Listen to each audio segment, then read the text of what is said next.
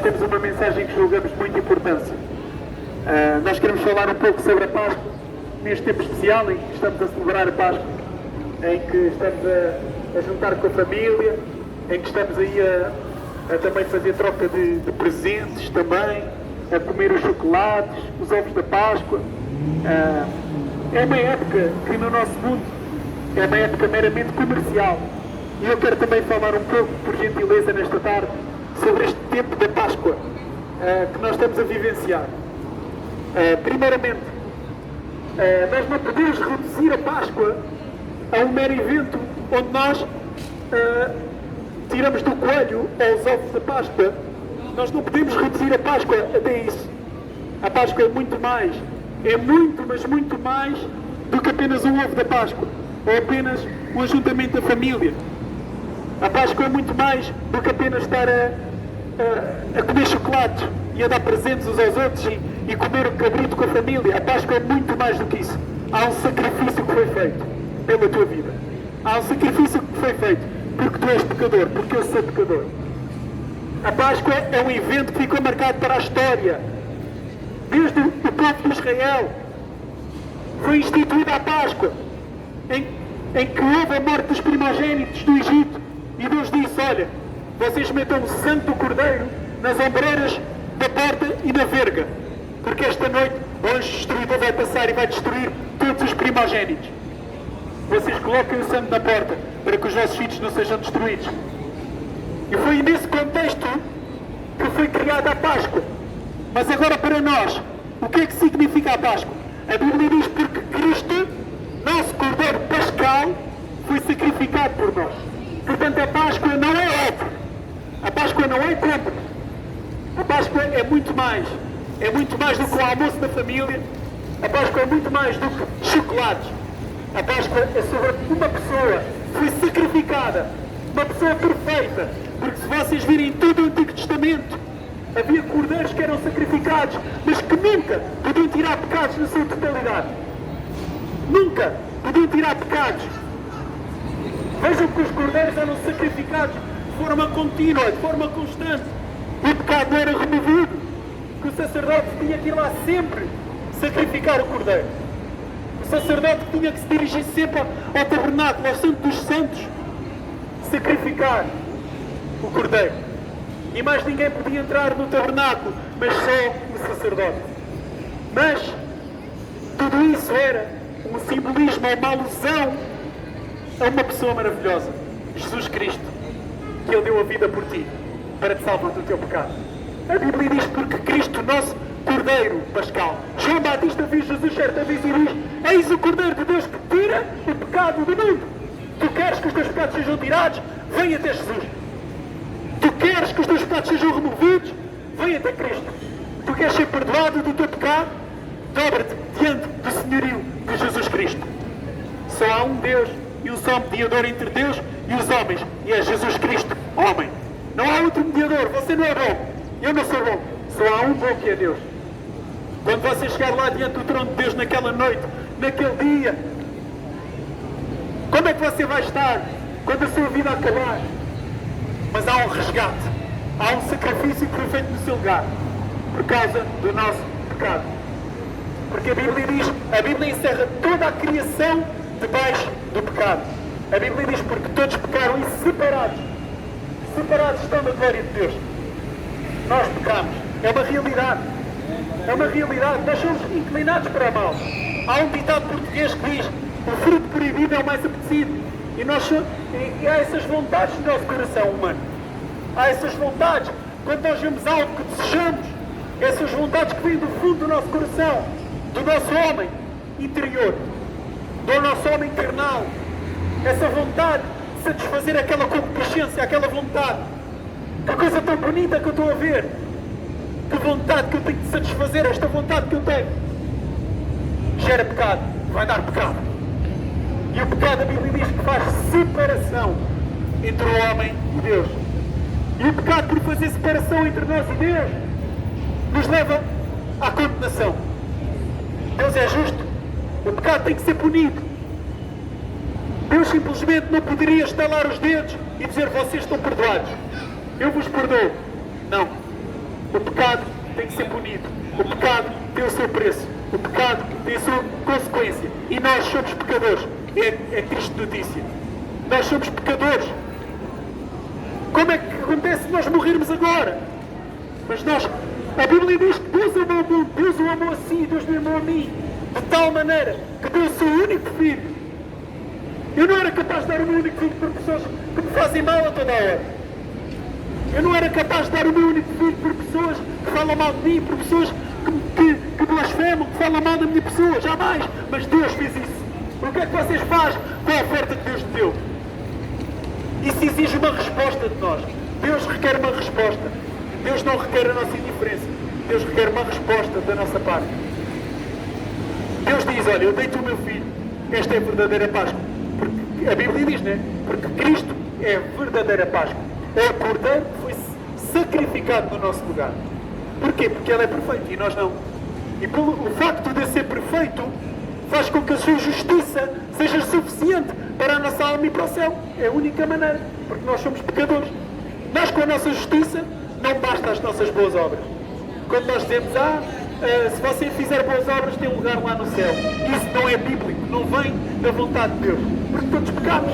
Eu posso fazer o maior bem possível, mas eu vou parar o inferno na mesma. Mas Jesus Cristo, o Jesus Cristo é perfeito. Jesus Cristo é maravilhoso. Jesus nunca pecou. Jesus nunca falhou.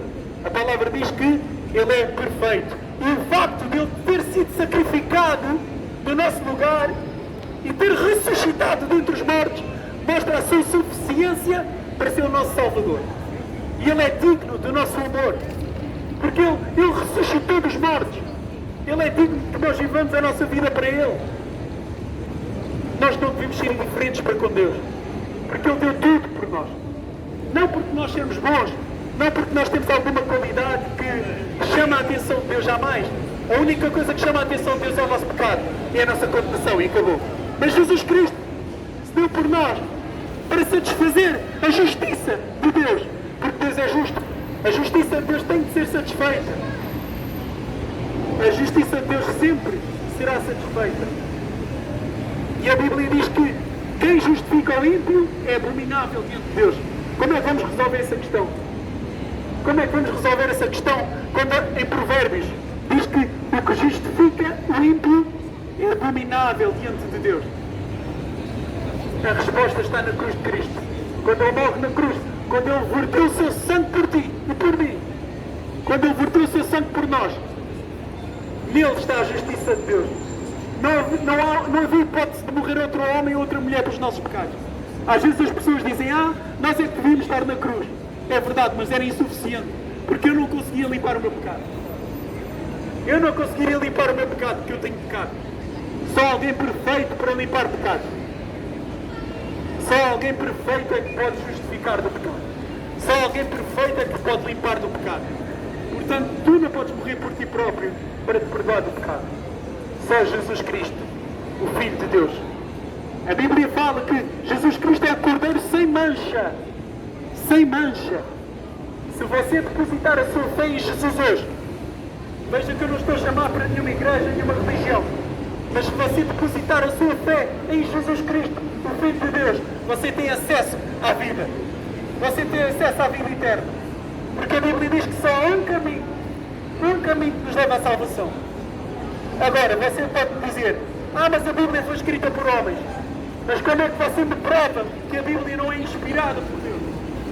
Dado as afirmações que a palavra, as afirmações absolutas que a Bíblia traz. Que o homem, no seu juízo perfeito, escreveria um livro que fala sobre ele mesmo, contra ele mesmo. Que homem, no seu juízo perfeito, escreveria um livro que iria pregar contra ele próprio, contra as vontades do seu próprio coração. Jamais.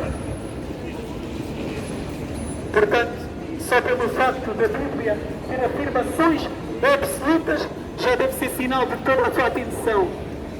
Toda a sua atenção. Mas nós podemos testificar que Jesus Cristo é verdadeiro. Basta olhar para a história. A história antes de Cristo, depois de Cristo. Cristo marca a história. A verdade de Cristo é tão absoluta, é tão eterna, até marca o limiar da história. Quando Deus cria a criação, quando Deus faz a criação, quando Deus cria o sol, a terra, não há um relato tão perfeito da forma como as coisas foram criadas quanto ao livro de Gênesis. Não há um relato tão perfeito da criação de Deus. E o próprio Deus que te criou foi o próprio Deus que desceu do céu para dar a vida por ti na cruz. Para que tu, crendo nele, tenhas acesso à vida. Para que tu, crendo nele, tenhas acesso às portas da eternidade. Para que não pares longe de Deus na condenação eterna, mas que possas estar na presença favorável de Deus, no céu, por toda a eternidade. Toda a eternidade, amigos. Não é um dia nem dois. Não é um dia nem dois.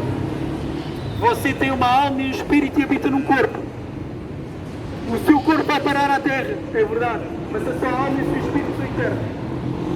A sua alma e o seu espírito são eternos. Jamais vão acabar, jamais vão passar. E veja que, olhando para o Cordeiro de Deus, Jesus Cristo, perfeito, maravilhoso, que a palavra diz que na sua boca nunca se achou engano. Nunca se achou engano na boca de Jesus Cristo. Se você colocar a sua fé nele hoje, não é em mim, não é em nenhum dos nossos irmãos, não é em nenhum homem, mas só em Jesus Cristo, o Filho de Deus. Se você colocar a sua fé em Jesus hoje, você tem acesso à vida. Você tem acesso às portas do céu. E não somente às portas, mas à morada celestial, a qual Jesus disse em João 14, eu vou preparar para cada um de vós. Ele pode transformar a tua vida. Ele pode tirar do calabouço em que tu te encontras. Ele pode tirar da cova onde tu estás. Tudo perdido. Ele pode dar-te sentido de vida. Ele pode dar sentido à tua vida. Jesus Cristo, o Evangelho. Não há outro meio de salvação. Não vai ser Buda, nem Maomé, nem as milhões de religiões que há na Índia ou na Grécia, que cada cidade tem um monte de deuses e tem mais deuses do que pessoas. Não, isso vai salvar. É Jesus Cristo, o Filho de Deus. Uma pessoa. Veja que religião vem da palavra religar, ligar o homem a Deus, mas não é possível o homem se ligar a Deus por causa dos seus pecados. Mas o Evangelho, as boas novas do Evangelho, não é Deus que vai ao homem, mas não é o homem que vai a Deus, mas é Deus que vai ao homem através do seu Filho amado, Jesus Cristo. Há reconciliação com Deus na pessoa de Cristo. Há reconciliação com Deus na pessoa de Jesus Cristo. Deus veio ao homem através de Jesus. Essas são as boas notícias. Você já não precisa de estar no pecado. Você já não precisa de perecer para sempre no lago de fogo e enxofre, debaixo da ira de Deus, que a única aproximação que vai ter de Deus vai ser na sua ira. Já não vai ser necessário. Mas em Jesus Cristo você tem acesso à presença agradável de Deus. Em Jesus Cristo você tem acesso à paz de Deus. Você tem paz com Deus. O seu nome será escrito no livro da vida que está no céu. Em Jesus Cristo. Você não precisa fazer justiça pela sua força. Não precisa ser um assassino, um ladrão, um criminoso, ou mesmo alguém que cobiça, ou inveja aos outros. Não.